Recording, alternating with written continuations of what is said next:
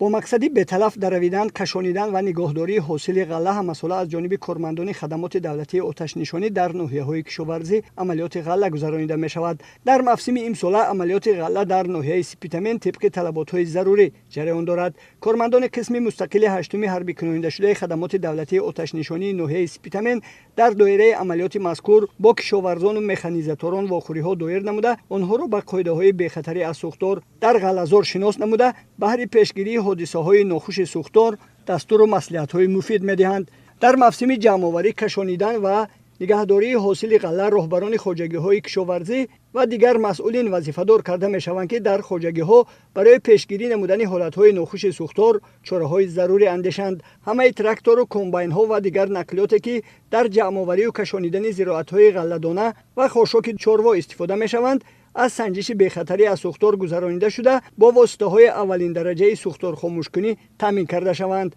مقصد از گذراندن این چاره‌بینی پیشگیری نمودن حادثه‌های ناخوش سوختار در وقت دروی غله و جمع‌آوری حاصل غله اینچنین خاشاکی درست میباشد. عین حال از طرف ناظران و در میدان‌های غله‌زار دهقانان، مکانیزاتوران که با جمع‌آوری حاصل غله مشغول میباشند کارهای فرماندهی گذرانده شد. در حدود ناحیه خوشبختانه تا حال یگان حادثه سوختار در میدان‌های غله‌زار به قید گرفته نشده است. تا آخر جمع‌آوری نمودن حاصل غله کارمندان ما شبانه روزی تحت نظارت دائمی قرار داده می شود.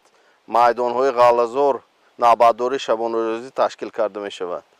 با همین مقصد ناظران دولتی بخطری از سوختار حالت بخطری در بنای انشاءات‌های خواجگی خلق، تراکتور و کمباین‌ها، автомاشین و دیگر اگریگات و تجهیزاتی که برای جمع‌آوری، کشانیدن و ذخیره زراعت‌های غله‌دانگی و خاشاک درشت چاروا پیش بینی شدند، منتظم سنجیده با مسئولین در این سمت ملاقات و واخوری می‌نمایند.